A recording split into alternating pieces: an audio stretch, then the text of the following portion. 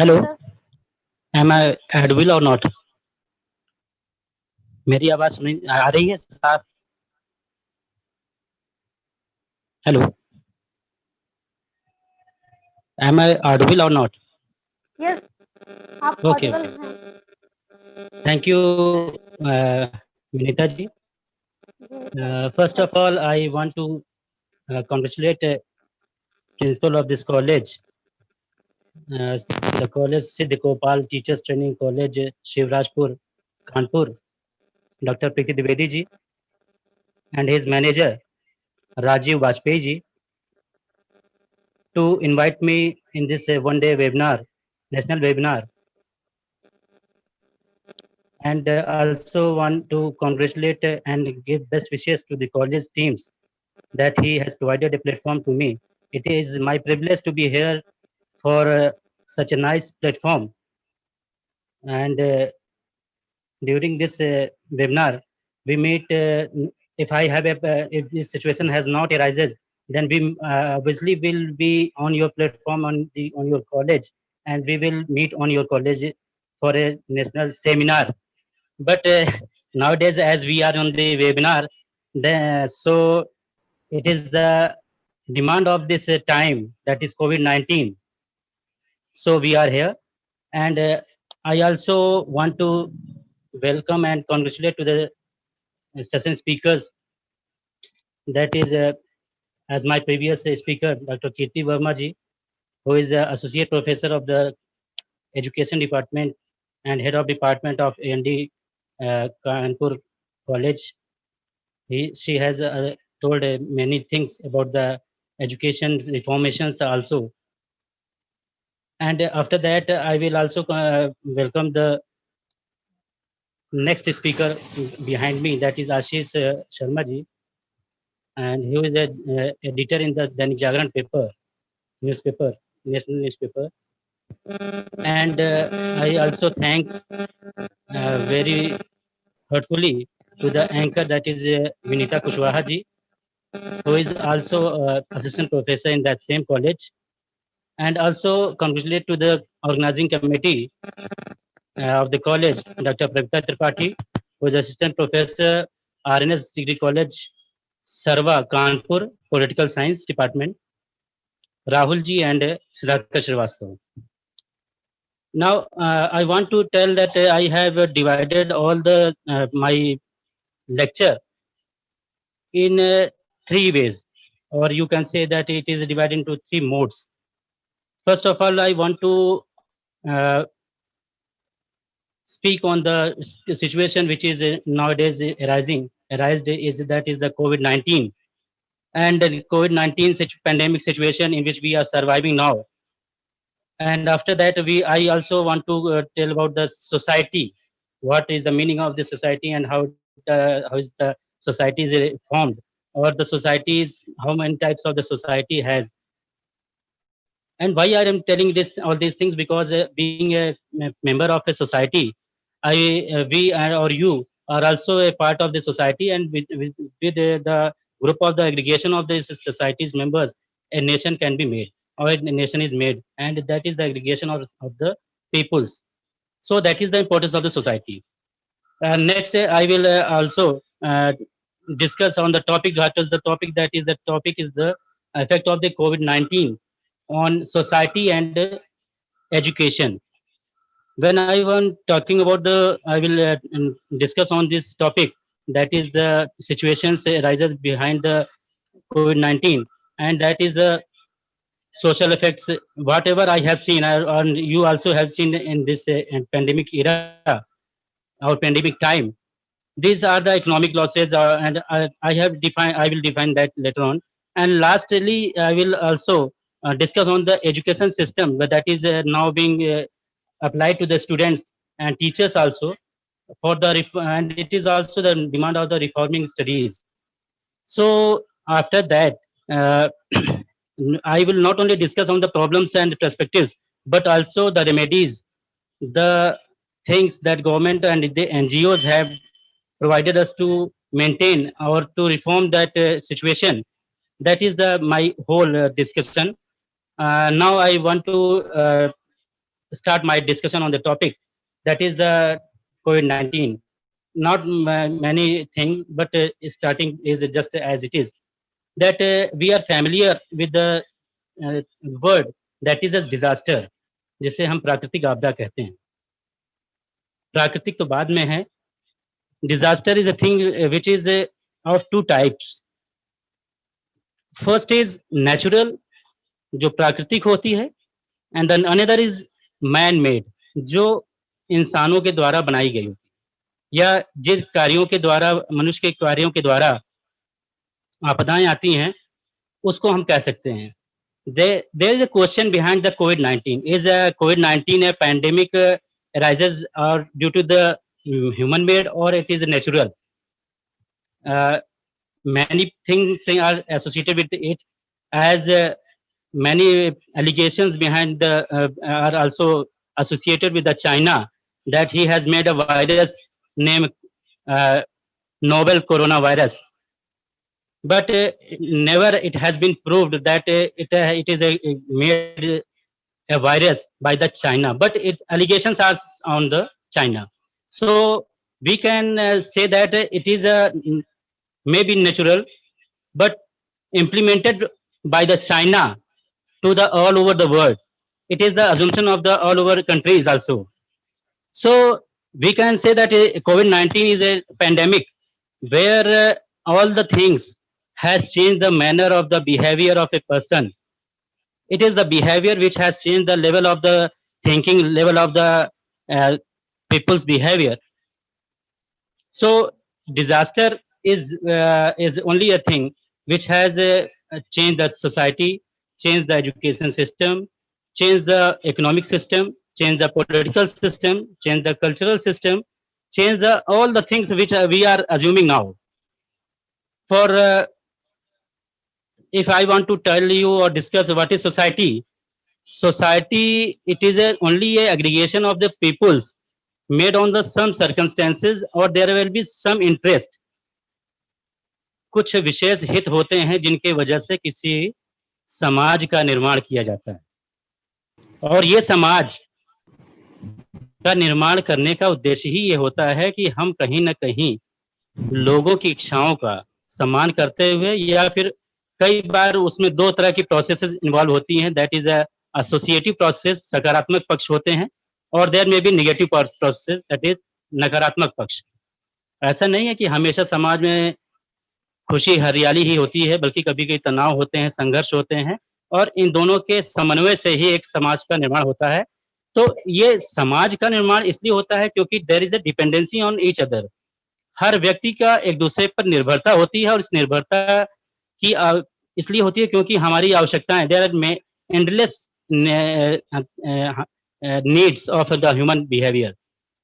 जो एंडलेस हमारी चीजें हैं, उसमें हम एक दूसरे को कैसे चीजों को देते हैं, कैसे लेते हैं, दैट इज द इंटरडिपेंडेंसी. आत्मनिर्भरता के साथ पर निर्भरता भी हमारी एक आवश्यकता होती है, जिसकी वजह से हम समाज का निर्माण करते हैं. फिर you have seen it that there are many stages of the development of the society.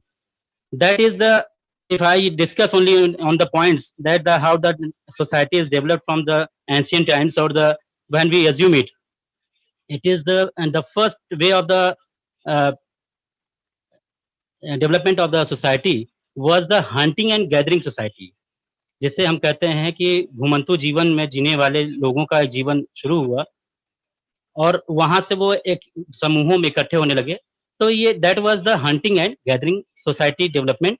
And later on there is a developed societies known as a pastoral stage or pastoral society, जिसे हम पशुचारण अवस्था कहते हैं, जिसमें पशुओं को लोगों ने इकट्ठा कर लिया, उनको अपने पास रख लिया, उनके साथ कुछ उनके मांसों का उपयोग किया हो, उनके उत्पादों का उपयोग करना शुरू किया है. That is the society developed, and this society is known as a pastoral society.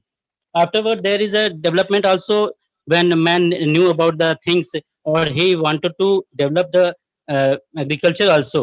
Then this is the first thing he used to do is and maintain is the horticulture society. And later on, it was fully developed into a agricultural society, कृषक समाज जिसे हम कह सकते हैं. And afterward, जब मशीनों का ज़्यादा उपयोग किया जाने लगा, मशीनरी प्रयोग ज़्यादा होने लगे, तो वहाँ से आता है हमारा next stage, that is the industrial society. Nest industrial society में मशीनों के द्वारा चीज़ों को उत्पादित कर सकते थे। That was the meaning of the industrial society. And later on there is also a society known as a post industrial society, जिसकी कल्पना डेनियल बेल ने की थी, जिसको Daniel Bell was a American sociologist and he has told about that when the knowledge will be capturing everything, that is the stage when machines will be occupied by the only the knowledge, or knowledge is the only thing which occupies everything and on the every layer. तो ऐसे समाज की बात उन्होंने कही जिसे कहा गया sorry that was the known as a post industrial society. There were also some, and his Daniel Bell's book was very famous about that post-industrial society. That is the coming of the post-industrial society. And two other books were very famous. That was the end of the ideology, जहाँ विचारों का अंत हो जाता है. And the last is the cultural contradiction. So we are not discussing about the society, but we are discussing how the development of the society was done. And afterward, if we, overall we can discuss, or if we tell that how we can define the Indian society. Bharatiya Samaj की बात अगर हम करते हैं, तो भारतीय समाज जिसे हम कहते हैं, क्या वो इंडिया और भारत जो हम कल्पना करते हैं, that are the same. Actually India जब हम कहते हैं, that is the meaning of the industrialist society, और द वो सब चीजें उसमें आ जाती हैं जिसमें हम संपन्नता की बात करते हैं, जो हमको एक डेवलपिंग कंट्रीज के रूप में हमको फॉरवर्ड करता है. But when we still think about the Bharat, Bharat का अर्थ हम ज़्यादातर ग्रामीण भारत से लेते हैं, उन कृषकों से लेते हैं, उन किसानों से लेते हैं, उन मज़दूरों से लेते हैं, उन दलितों से लेते हैं, उन दमितों से लेते हैं, जिनको हमने कृषक समाज के रूप में या ऐसे non agricultural, non industrial society के रूप में हमने देखा है, जाना है, जिसमें हम लघु कुटीर उद्योगों को भी ला सकते हैं. ये सभी चीज़ें आ जाती हैं. लेकिन आप अगर इकोनॉमिकली देखें, जो इकोनॉमिकल डेवलपमेंट की बात कही गई, तो इकोनॉमिकल डेवलपमेंट में अगर हम पूरे सोसाइटी को डिवाइड करना चाहें, तो उसमें हम देखते हैं कि basically 3 levels, but 1 level I have also added in that thing. But first of all, that is there are 3 stages on which the whole Indian society or the India is can be divided. That is the primary stage और the primary sector, और वो प्राथमिक स्तर की जो चीज़ें हैं जिसमें वो आप रख सकते हैं इंडियन इकोनॉमी के हिसाब से, जिसमें दैट इज़ एलाइड सर्विसेज़. उसमें एलाइड सर्विसेज़ आती हैं, और वो रॉ मटेरियल्स जिसे आप कहते हैं कि वो ऐसे रॉ चीज़ों को यूज़ करते हैं, वो रॉ मटेरियल्स का प्रयोग किया जाता है. And it is also an unorganised sector, असंगठित क्षेत्र है ये. जैसे इसमें आप माइनिंग को ले सकते हैं, जो खनन का है, फिशिंग भी ले सकते हैं, but fishing on the if it is on a very large scale being doing, तो इसको दूसरा सेक्टर में भी किया जा सकता है, पर सामान्य रूप से फिशिंग को भी इसमें प्राथमिक स्तर में रखा जाता है. और इसमें जो सबसे बड़ा सेक्टर है दैट इज़ एग्रीकल्चर, कृषिगत कार्यों को रखना ज़्यादा ज़रूरी आता है. And the percentage of the primary level in overall the Indian economy is 64.5%. The next level is the sector is secondary sector, that is manufacturing sector, जिससे निर्माण निर्माण चीज को हम लाते हैं, जिससे मैन्युफैक्चर किया जा सकता है. That is the stage where processing of the raw materials are used. जो रॉ मटेरियल अभी हमको प्राइमरी सेक्टर से मिलते थे, वहाँ से चीज़ों को यहाँ पर ला करके उसको हम मैन्युफैक्चर करते हैं. फॉर एग्जांपल, इसमें हम इलेक्ट्रिसिटी को यूज़ कर सकते हैं. जल का जो स्रोत है उससे हम विद्युत भी बनाते हैं, उसको अपने उपयोग में भी लाते हैं. तो that is the sector of the secondary sector, और उसे द्वितीयक स्तर का कहते हैं, और उसमें हम 20% का कंट्रीब्यूशन पाते हैं इंडियन इकोनॉमी में. Third one is the tertiary sector, sorry, tertiary sector या तृतीयक क्षेत्र. और इस तृतीयक क्षेत्र में सर्विस सेक्टर के रूप में हम इसको ज़्यादा जानते हैं. सर्विस सेक्टर के रूप में इसको पाते हैं, जहाँ की डिस्ट्रीब्यूशन पाया जाता है, वितरण पाया जाता है कामों का, और अन्य अनेक प्रकार के कार्यों का बँटवारा पाया जाता है. और इसमें हम रॉ मटेरियल्स का भी प्रयोग नहीं कर पाएँगे, क्योंकि यहाँ पर अब जो भी चीज़ें आती हैं वो हमको प्रोडक्ट्स के रूप में निर्मित होकर के बाकायदा मिलती हैं। इसमें कई चीज़ों को हम ला सकते हैं, ये भी एक ऑर्गेनाइज़ सेक्टर होता है, इसमें हम banking, insurance, entertainment, communication, hospital, transportation, education, IT sector, ये सभी चीज़ों को हम ला सकते हैं। But I have also included one more sector in this Indian economy, that is the quaternary sector, जिसे चतुर्थ स्तंभ भी कह सकते हैं या चतुर्थ श्रेणी कहा जा सकता है। और उसके एग्जाम्पल अगर हम देना चाहें तो that is the based on the knowledge and it also governs the economy. जो पूरी अर्थव्यवस्था है वो भी इसके द्वारा संग्रहित की जा सकती है, बनाई जा सकती है। तो ये जो स्तर था वो इसलिए हमने बताया क्योंकि कहीं न कहीं सोसाइटी के जो कल्पना हम करते हैं तो वो ऐसे आते हैं कि हम कैसे एजुकेशन को ले रहे हैं या सेक्टर्स के रूप में डिफाइन कर रहे थे, वो चीज़ें आती हैं।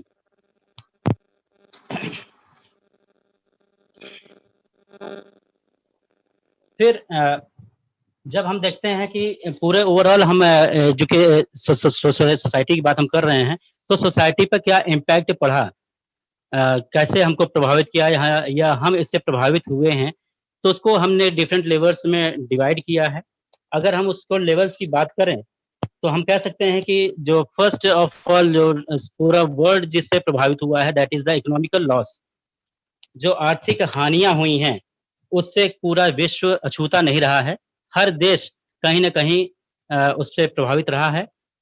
और जब हम इकोनॉमिकल लॉस में आते हैं तो सबसे बड़ा पॉइंट हमारे जैसे नए नवयुवकों के लिए है, नवयुवतियों के लिए है दैट इज़ द अनएम्प्लॉयमेंट, बेरोज़गारी की समस्या। बेरोज़गारी की समस्या एक ऐसी समस्या है जो अभी अपने रिकॉर्ड स्तर पर है। ये सिर्फ़ इंडिया की ही बात नहीं है, बल्कि आपने देखा होगा तमाम प्रकार के सेक्टर्स जैसे कि एविएशन जिसे आप विमान उड्डयन विच कहते हैं, विमानन उड्डयन भी कहते हैं।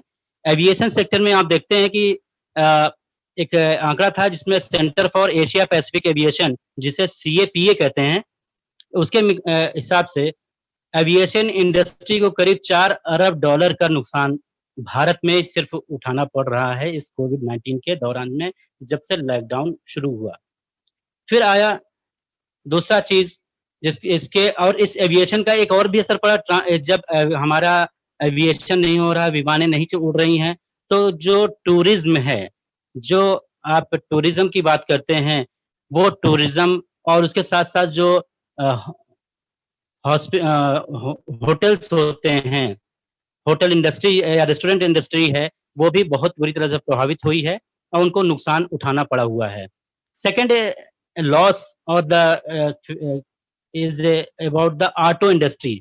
जो गाड़ियाँ निर्मित करने की इंडस्ट्री थी, जिससे गाड़ियाँ निर्मित हो रही थी, वो कोई भी गाड़ी हो, कोई भी वाहन हो, वो इंडस्ट्री करीब अगर एक अनुमान लगाया जाए तो सिर्फ़ भारत में ही करीब 2 अरब डॉलर का नुकसान भारत झेल रहा है। लेकिन अब धीरे-धीरे जब अनलॉक की कंडीशंस आ रही हैं, अनलॉक कंडीशंस में अब वो चीज़ें धीरे-धीरे मैन्युफैक्चरिंग का स्टेज शुरू हो गया है, तो थोड़ी रिकवरी हुई है। फिर आप देखते हैं कि there is also political effect. राजनीतिक रूप से भी कुछ हमारे ऊपर प्रभाव पड़े हैं। सिर्फ़ इंडिया में ही नहीं, विदेशों में भी पड़े हैं। जैसे चुनावों पर इसका बहुत बड़ा असर पड़ा है।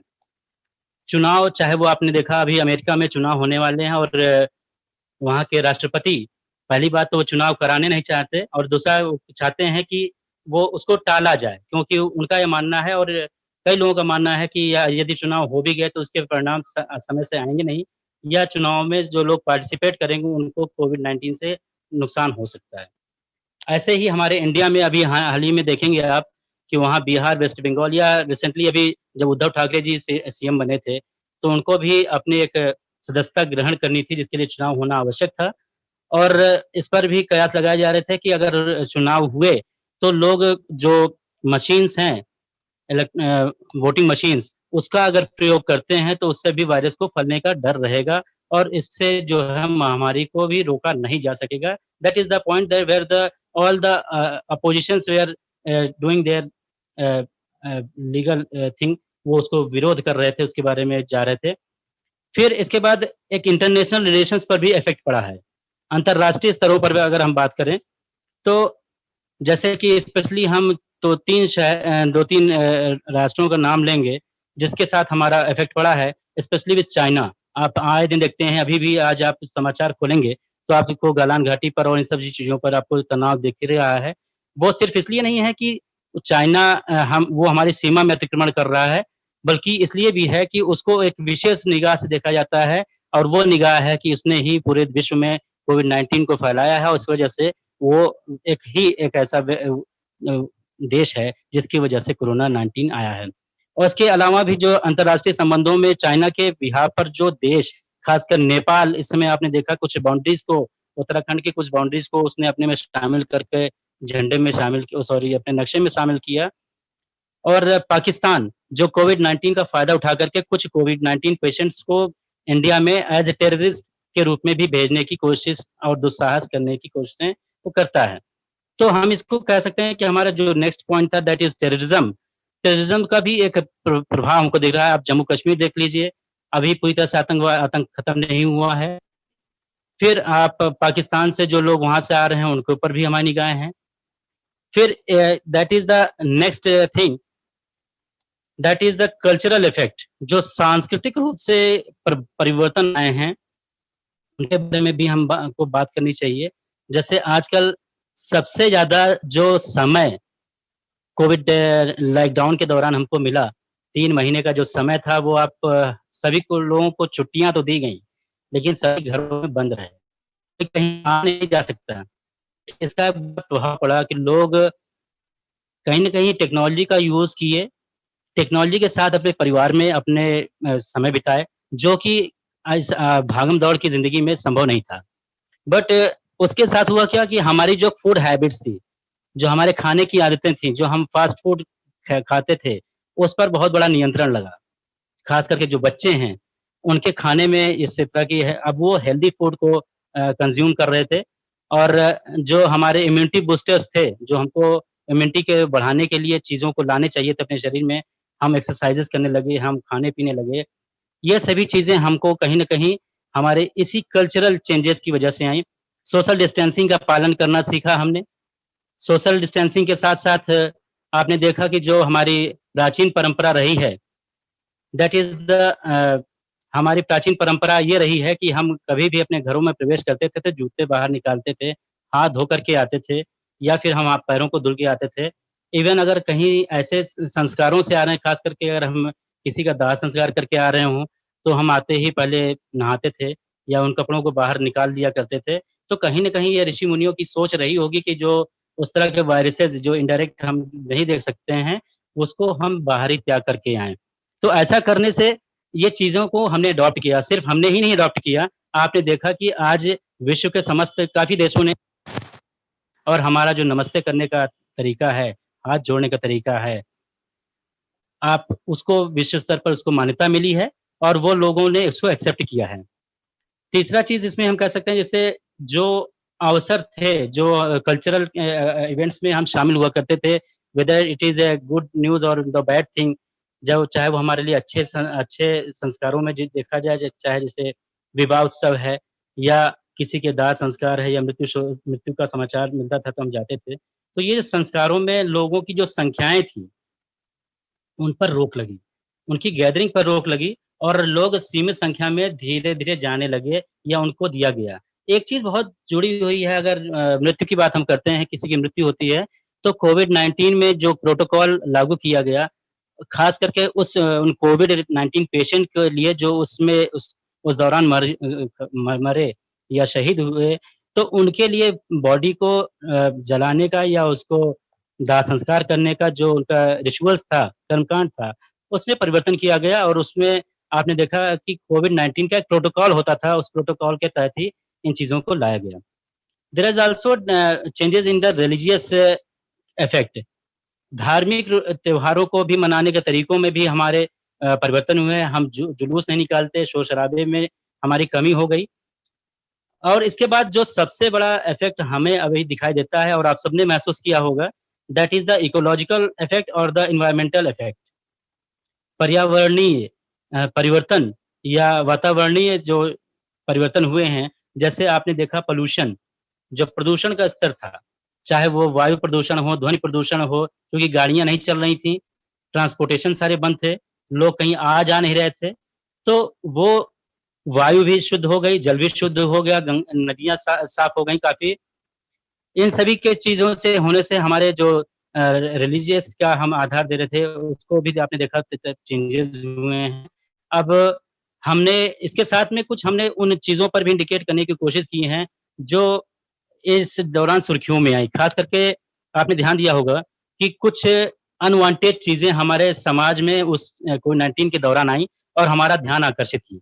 जैसे टिड्डियों का जो दल था, जो किसानों को बहुत परेशान किया और ये टिड्डियों का दल सिर्फ़ भारत में ही नहीं आया, वो अफ़गानिस्तान से उनकी शुरुआत होती है, अफ़गानिस्तान, पाकिस्तान से होते हुए वो भारत राजस्थान के रास्ते से भारत के में प्रवेश करते हैं और भारत के तमाम उन राज्यों में जाते हैं और जहाँ पर किसानों की खेती को वो नष्ट कर सकते थे क्योंकि ये करोड़ों की संख्या में थे आप कह सकते हैं कि टिड्डियों का दल था। उनसे बड़ा नुकसान हुआ और खेती भी प्रभावित हुई, हालाँकि उस पर जल्दी ही कंट्रोल कर दिया गया। फिर आपने देखा होगा कि आए दिन जो ये बाढ़ की समस्या है, ये बाढ़ की समस्या इसलिए हम यहाँ ला रहे हैं क्योंकि ये भी कहीं न कहीं जो अभी हमने कहा था कि नेचुरल डिज़ास्टर ना होकर के ह्यूमन मेड है, अगर पर्यावरण पर हम इतना आक्रमण न करते, अगर हम वनों का कटान ना करते, इतना ज़्यादा संख्या में नगरीकरण ना होता, तो शायद ये जो क्लाइमेट चेंज की बात होती है, जो पर्यावरणीय असंतुलन की बात होती है, बर्फों का पिघलना है या असमय बारिश होना या जहाँ बारिश नहीं होती थी, वहाँ इतना अधिक बारिश हो जाना, ये सभी चीज़ें ना होती। आज जहाँ राजस्थान में जहाँ बारिश नहीं होनी चाहिए तो वहाँ बारिश हो रही है। ऐसी समस्याओं को भी आ रहा है। आपने इसी के संदर्भ में देखा होगा कि अमेरिका में जो जंगलों की आग है, वो बुझ ही नहीं रही है। उसके लिए हेलीकॉप्टर्स का सहारा लिया जा रहा है। तो ये नेचुरल डिज़ास्टर नहीं थे या नेचुरल हैज़ार्ड्स नहीं हैं, बल्कि ये मानव द्वारा निर्मित वो कंडीशंस थे जिसके आधार पर चीज़ें आई हैं। और लास्टली जो इफ़ेक्ट दिखता है, वो हेल्थ एंड ड्रग इश्यूज़ पे दिखता है। लोगों की जो स्वास्थ्य समस्याएँ हैं, उनके द्वारा उनको जो मुहैया होनी चाहिए थे ड्रग्स या दवाएँ, उस पर भी कुछ हम ध्यान आकर्षित करना चाहते हैं। इसके लिए सरकार ने या अन्य लोगों ने भी आपने देखा होगा वर्ल्ड बैंक वगैरह से भी काफ़ी चीज़ें भारत में आई हैं और वो ख़ास करके जैसे L1, L2 कोविड हॉस्पिटल्स या दवाइयों का आपको दिया गया है, सैनिटाइज़र्स का यूज़ हम करना सीखें। तो ये सभी चीज़ें हमको हर उस ग्रास रूट लेवल तक लोगों को मुहैया होनी चाहिए थी, जिनके पास इसकी सुविधाएँ नहीं हैं। और इसके बाद हम थोड़ा-सा इस बात पर भी फ़ोकस करना चाहते हैं कि अ, जब हम देखते हैं कि एजुकेशन कैसे प्रभावित किया या सोशलाइज़ेशन का जो प्रोसेस है, वो कैसे एजुकेशन में आता है। एक्चुअली जो सोसाइटी है, सोसाइटी के बीच में रहते हुए व्यक्ति अपने को सामाजीकृत करता है, जिसको इंग्लिश में हम सोशलाइज़ेशन कहते हैं, अर्थात भावी भूमिकाओं के लिए अपने को तैयार करता है और इसके दौरान वो सोशलाइज़ होता है और सोशलाइज़ेशन का बहुत बड़ा फैक्टर वो एजुकेशन है, वो शिक्षा है, जिसके द्वारा लोग शिक्षित होकर के अपने को एक सेल्फ उसका ईगो और ये सब डेवलपमेंट उसमें होता है, उसके द्वारा वो एक व्यक्ति के रूप में, एक सामाजिक व्यक्ति के रूप में उसकी पहचान होती है और अपनी सेवाओं को वो समाज में देता है, जिसका रिटर्न वो समाज में अपने ड्यूटीज़, अपने रिस्पॉन्सिबिलिटीज़ को निभाते हुए करता है। आपने देखा होगा कि जो एजुकेशन से वंचित हो जाते हैं, खासकर आपने एक एग्ज़ाम्पल देखा होगा कि you have seen the movie that is the jungle book जो अभी रिसेंटली आई थी, जिसमें मोगली नाम के किरदार को रखा गया था और ये मोगली और कोई नहीं था, वो एक इंसानों की बस्ती से बिछड़ा हुआ एक बच्चा होता है और वो जंगलों में जानवरों के बीच छूट जाता है, फिर सारे जानवर उसका लालन-पालन करते हैं और ये चीज़ दिखाता है कि अगर उसका कम्युनिकेशन या उसका जो स्किल पावर था, वो अगर डेवलप किया जाता, तो शायद वो भी हम और आप जैसे एक अच्छे इंसान के रूप में वो अपने को डेवलप करने की कोशिशें करता।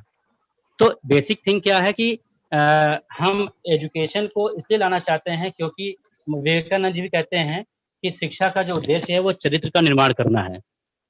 Education is the perfection that exist in the man ये विवेकानंद जी कहते हैं और इसलिए माना जाता है कि एजुकेशन आप भी मानते हैं कि बिना पढ़ा लिखा व्यक्ति और एक पढ़े लिखे या सभ्य व्यक्तियों का जो हम चर्चा करते हैं तो दोनों में इसलिए अंतर होता है क्योंकि कहीं न कहीं शिक्षा का जो स्तर है वो लोगों को उससे बांधे रखता है, उससे व्यक्ति सुसंस्कृत होता है। फिर इसके बाद हम थोड़ी-सी चर्चा इस पे कर लेते हैं कि सिर्फ़ हमें हमें ये नहीं कहना चाहिए कि सिर्फ़ ये समस्याएँ आई हैं और समस्याओं की वजह से हमें कुछ कर नहीं सकते हैं, बल्कि हम एजुकेशन की जो आजकल जो वे ऑफ या मोड ऑफ टीचिंग है या एजुकेशन पॉलिसीज़ हैं, वो बदली हैं। पहले एजुकेशन का जो स्तर था वो आश्रम व्यवस्था से आपने अगर देखा हो, जो 25-25 सालों के रूप में या व्यक्ति के 100 वर्षों को मान करके 25 सालों में डिवाइड किया गया और हर 25 वर्ष में एक रिस्पॉन्सिबिलिटीज़ एक व्यक्ति को दी गई। उसमें एजुकेशन ग्रहण करना भी बहुत बड़ा उसमें आधार था और इसके आधार पर व्यक्ति अपने समाज में कंट्रीब्यूशन करता था। लेकिन शिक्षा का जो आश्रम व्यवस्था थी उसमें व्यक्ति या बच्चा चाहे राजा का हो, चाहे सामान्य पुरुष का हो, वो जंगलों में जाता था और जंगलों में गुरु के पास रहता था, गुरु से शिक्षा ग्रहण करता था। गुरु गुरुकुल आश्रम जिसे हम कहते हैं, गुरुकुल में ही जाकर के वो शिक्षा दीक्षा लेता था और फिर वापस आकर के समाज में अपना जो भी योगदान करना चाहता था, कि वह वो करता था।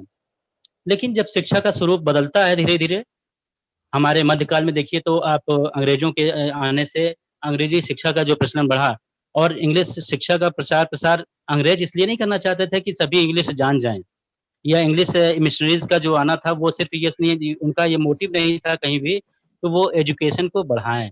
बल्कि वो ये चाहते थे कि एजुकेशन के माध्यम से वो एक ऐसा बाबू वर्ग, लॉबी तैयार कर सके जो इंडियन या भारतीय समाज और इंग्लिश समूह था उनका या अंग्रेज़ों का समूह था, उनके बीच में वो कम्युनिकेशन का जो गैप था उसको वो फ़िल कर सकें, उनका सिर्फ़ और सिर्फ़ मोटिव यही था। इसलिए वो व्यापार करने तो आए, पर हमारे शासक बन गए और हमारे शासक बनने बनने के बाद वो लोगों पर हमारे ऊपर ही हुकूमत करने लगे। तो ये शिक्षा व्यवस्था का एक स्वरूप जो धीरे-धीरे बदला, वो मैकाले के शिक्षा पद्धति से भी बदला। आपने देखा कि अब बोर्ड अभी आपने आप पास नई शिक्षा नीति इस समय आ गई है, न्यू एजुकेशन पॉलिसी। उस पर तो हम नहीं जाएँगे क्योंकि उस पर बहुत विशद व्याख्या हो जाएगी। लेकिन आप ये जानते हैं कि जो ये एजुकेशन पॉलिसीज़ थी, वहाँ पर 2 प्रकार की चीज़ें आईं। एजुकेशन पॉलिसीज़ के माध्यम से कहीं न कहीं अ, लोगों ने या हमारे पास वो 2 वर्ग तैयार हुए जो खाई हम अभी तक बाँटना चाहते थे, वो फिर से कहीं न कहीं दिखने लगी। जहाँ प्राइवेट स्कूल्स या आप इंग्लिश मीडियम स्कूल्स की बात करते हैं और वहीं गवर्नमेंट स्कूल्स की बात करते हैं, तो गवर्नमेंट स्कूल्स में दाखिले आप अभी भी एग्ज़ाम्पल लीजिए जो जो प्राइमरी स्कूल्स होते हैं, उनमें जो बच्चों को सरकार इतनी सुविधाएँ देती है, सर्व शिक्षा अभियान के तहत उन्होंने उनको शिक्षा देने के लिए व्यवस्था की हुई है।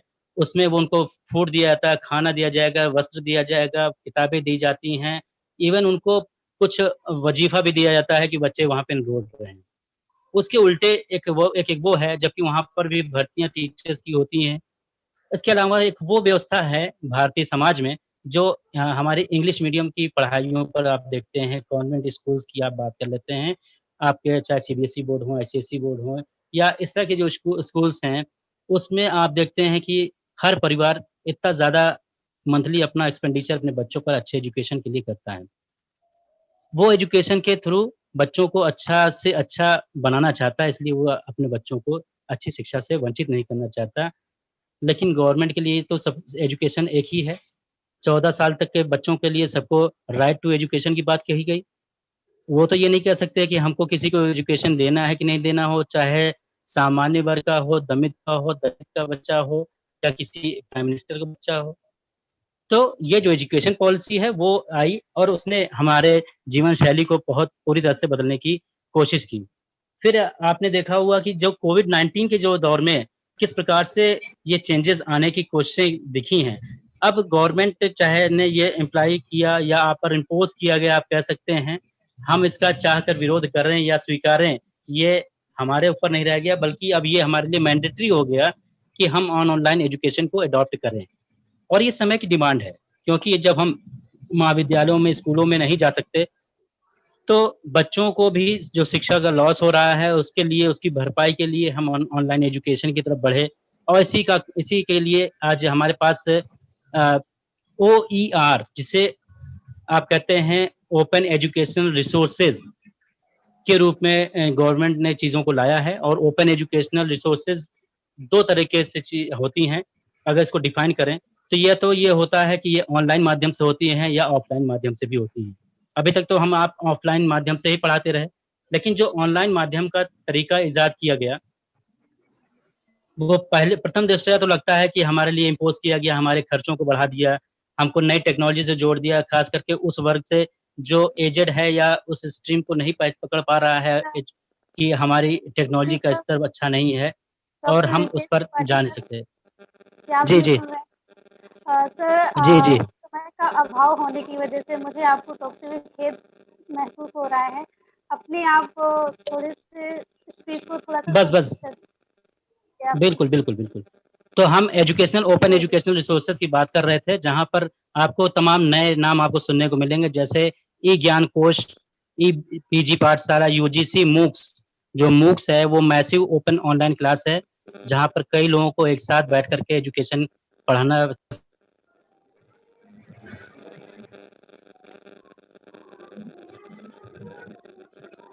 ई-अध्ययन है और ई-पाठ्य भी हैं। नेशनल डिजिटल लाइब्रेरी का उद्घाटन किया कर दिया गया है। NIOS national institute of open schooling और विकी एजुकेटर, डीओएजे जिसे हम directory of open access journals के रूप में देखते हैं। स्वयं का आपने प्लेटफ़ॉर्म देखा होगा, स्वयं को कहते हैं study of web archive for young aspiring minds या आपने आज तक अगर देखें तो you have defined the 9 national coordinators 9 national coordinators कौन-कौन से हैं? UGC, CEC, AICTE, NPTEL, NCERT, NIOS, IGNOU, IIMB, NITTR and lastly जिस पे हम रेमेडीज़ की बात कर रहे थे, उस पे भी मैंने चर्चा की है, ये पूरा लेक्चर बेकार ही माना जाएगा। वो ये है कि जो रेमेडीज़ हमको दिखाई दी, जो हमको उपचार सरकार की या एनजीओज़ के माध्यम से हमको मिले, उसको अगर हम देखें तो वर्ल्ड बैंक की बात हम करते हैं, तो वर्ल्ड बैंक ने भारत को करीब 1 अरब डॉलर का इमरजेंसी फंड दिया। यूएसए ने अपने यहाँ जो पैकेज घोषणा की, वो लगभग 151 लाख करोड़ का पैकेज दिया, जबकि भारत में 1 करोड़ 70 लाख का पैकेज दिया गया, जो लगभग 138 करोड़ की आबादी के हिसाब से सिर्फ 1.1% ही है और ये एक नागरिक पर अगर भारत की आबादी के हिसाब से देखें, तो लगभग हर एक नागरिक पर भारत सरकार ₹1200 ही खर्च कर रही है और प्रति व्यक्ति को मदद करने के आकलन के हिसाब से अगर विभिन्न देशों का आकलन हम करते हैं, तो हम देखते हैं कि जो कतर देश है, जिसकी आबादी 28 लाख है, उसने 2300 करोड़ रुपए डॉलर खर्च किए हैं और प्रति व्यक्ति वहाँ पर 8,214 अ, डॉलर करीब 6,18,000 रुपए वो प्रति व्यक्ति के ऊपर खर्चा है। जबकि जर्मनी ने प्रति व्यक्ति के हिसाब से 5,40,000 रुपए खर्च कर रहा है। यूरोपियन यूनियन ने भी प्रति व्यक्ति के हिसाब से और देशों को लगभग 82,000 करोड़ डॉलर का पैकेज अन्य देशों को दिया है। लेकिन अगर भारत में ही सिर्फ बात करें, तो भारत में जो रिकवरी रेट रहा है, जो फिर से रिकवर करने की क्षमताएँ हैं, वो इस समय 76.16% है और जो ये मृत्यु दर है, वो भारत में काफ़ी कम हुआ है और उस पे कंट्रोल हुआ है। इसमें 7,85,000 65,000 के आसपास हमारे पास वो आए हैं। प्रधानमंत्री जी के द्वारा कुछ योजनाएँ लागू की गई, जैसे प्रधानमंत्री गरीब कल्याण योजना, जिसमें 80 करोड़ गरीब परिवारों को शामिल किया गया है। इसके अंतर्गत उज्ज्वला योजना के अंतर्गत 8 करोड़ 30 लाख के आसपास बीपीएल परिवारों को फ्री एलपीजी सिलेंडर 3 महीने दिए गए। 3 महीने तक उनको चावल, गेहूँ, 1 किलो दाल ये सब दिया गया। एक बहुत विशेष चीज़ दिया गया है, वो है 3 माह तक का जो एम्प्लॉयर होता है और एम्प्लॉयी होगा, नियोक्ता और नियुक्त, दोनों के लिए सरकार ने एक नियम लागू किया गया है। वो नियम यह है कि जहाँ 100 व्यक्ति से कम लोग हैं, कर्मचारी हैं और 90% कर्मचारी अगर 15,000 रुपए से कम वेतन पाते हैं, तो उनको 80 लाख मज़दूरों और 4 लाख असंगठित क्षेत्रों के लिए ये यहाँ पर एक योजना लागू किया गवर्नमेंट ने। और दूसरी चीज़ यहाँ पे आई जो कोरोना वॉरियर्स थे, जो कोरोना योद्धा हैं, उनके लिए सरकार ने 50 लाख का इंश्योरेंस कवर किया है, जिसमें 20 लाख मेडिकल कर्मियों को लाभ मिलेगा। इसमें ASHA workers, doctors, nurses, medical staff ये सभी आएँगे। फिर आता है दिव्यांग बुजुर्गों और विधवाओं के लिए भी उन्होंने ₹1000 जो कि 2 किस्तों में 5-5 सौ रुपए की थी, उसको डीबीटी के माध्यम से देने का काम किया है। मनरेगा जो एक बहुत बड़ा सोर्स हुआ इस लॉकडाउन के दौरान उसको उसमें उसने काम किया, उसमें जो प्रवासी मज़दूरों को उनको काम मिला और वो ₹182 से बढ़ा करके अब वो उसकी जो धनराशि है ₹202 दिया गया। कुछ गवर्नमेंट जैसे दिल्ली गवर्नमेंट ने ये घोषणा की थी कि जो कोरोना वॉरियर किसी भी दुर्घटना में यदि सेवा काल में मरे मरे उनकी देहांत होता है या शहीद होते हैं, तो उनके लिए 1 करोड़ रुपए वो उनके परिवारों को देगा। फिर आता है क एनजीओ के लेवल पर हम कैसे उसको डिफाइन कर सकते हैं। एनजीओ के रूप में आपने देखा जो कम्युनिटी किचन है, सामुदायिक किचन के लोगों ने बनाया, अर्थात लोगों ने एक विशेष रूप से चीज़ों को इकट्ठा किया, भोजन बनाया, इकट्ठा किया, उसको गरीबों, मज़दूरों, असहायों को दिया। वंदे भारत मिशन के तहत विदेश में फँसे छात्रों को, व्यवसायियों को, आदि लोगों को प्लेन्स से वापस लाया गया। जैसे कुछ फ़िल्म स्टार्स भी अपने यहाँ काम किए और छात्रों को या मज़दूरों को उनके गंतव्य तक पहुँचाने का काम किया, जैसे अमिताभ बच्चन जी ने प्लेन से भेजने का काम किया। आपने सोनू सूद का नाम देखा, उन्होंने भी बसों से मज़दूरों को भेजने का काम किया। अक्षय कुमार ने और हम और आपने भी जो प्रधानमंत्री राहत कोष में अपना अंशदान किया है, वो भी हमारे लिए काबिल-ए-तारीफ़ है। बसेज़ चलाकर स्टेट्स ने मज़दूरों को उनके गंतव्य तक पहुँचाने का काम किया है और एक अभी-अभी आपने देखा होगा कि राजस्थान सरकार ने एक इंदिरा रसोई नाम से एक योजना चलाई है, जिसमें ₹8 में पूरा भोजन देने का उनका संकल्प है, वो दे रहे हैं भोजन। और इंडियन गवर्नमेंट अगर देखें, तो किसानों के खाते में हर महीने ₹2000 की एक किस्त डाल रही है कि किसानों के लिए, क्योंकि किसान ही हमारे पूरी अर्थव्यवस्था की रीढ़ की हड्डी हैं। They are the backbones of the Indian economy. और इसलिए उन्होंने किसानों के लिए जो ₹6000 पहले सालाना दिया जाता था, उसके अतिरिक्त उनको ₹2000 की राशि उनके खाते में डाली है और देश की जो ये अर्थव्यवस्था है उसे 256 बिलियन डॉलर का योगदान ये लोग देते हैं। तो कुल मिलाकर के हम ये कह सकते हैं कि जो मेरा ये वाइंड अप था, वो ये है कि कोरोना काल के दौरान हमें तमाम प्रकार की विपत्तियों से रूबरू होना पड़ा, पर किसी भी संकट की स्थिति में ही हमारे जज़्बे का परीक्षा होती है और हम उसके लिए सदैव तैयार रहें। आपने देखा होगा सर्वाइवल ऑफ द फिटेस्ट की जो थ्योरी है चार्ल्स डार्विन की, वो इसीलिए आती है क्योंकि जो लोग सर्वाइव नहीं कर पाते, वो कोलैप्स कर जाते हैं, उनका मृत्यु हो जाती है। तो हमारी आशा है कि ये सब जो व्याख्यान हो रहे हैं वेबिनार्स के माध्यम से, उसमें लोग अपने को ज़्यादा से ज़्यादा अपने स्वास्थ्य के प्रति, अपने समाज के प्रति सजग होंगे और ये अपना योगदान वो देश के लिए देंगे। बहुत-बहुत धन्यवाद।